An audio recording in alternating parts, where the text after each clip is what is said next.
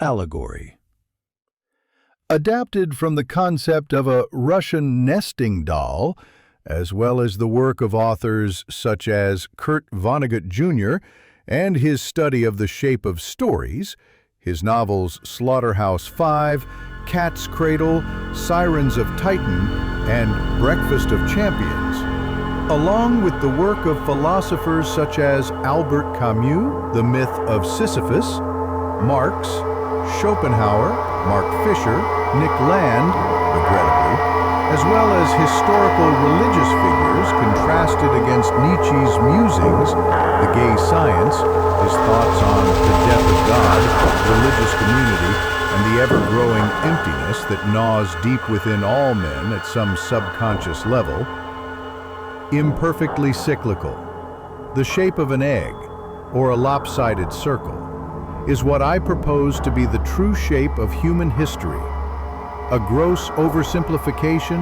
Maybe, but I'm hoping I can make my reasoning clear in time.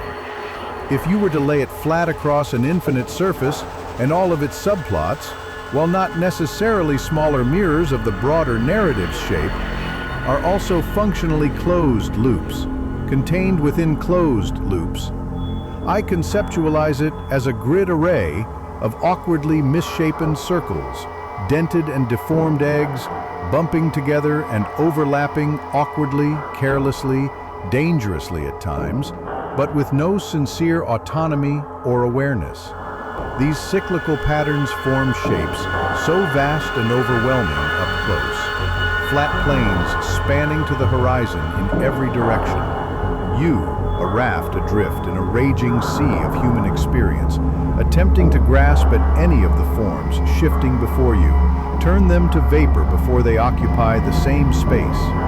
Meanwhile, pieces far out at sea shift into place invisibly from the start.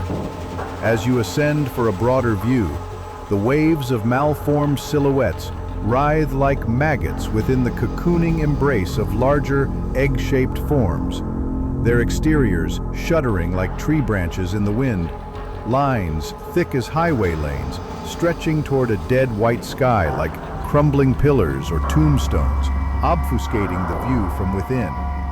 If you were to journey further upwards still, you'll likely notice the sweet spot escapes your vision as quickly as it entered, leaving only a bitter memory of something in its place, unlikely to ever return. Not many people get this far in the first place. Fewer still with the frame of reference that would allow them to begin making heads or tails of what they saw before them. So, the brain does what it's expected when confronted with the strange and inexplicable. It forgets. Reference may not provide all the answers, but it can highlight patterns. Like how the higher you go, the more the sea of writhing eggs bleed together into raging pools of static, their drive toward entropy, self-annihilation, and chaos suddenly appear logical, almost controlled. The grim expanse grows industrial. The static now resembled foam raging atop beakers, the size of mountains.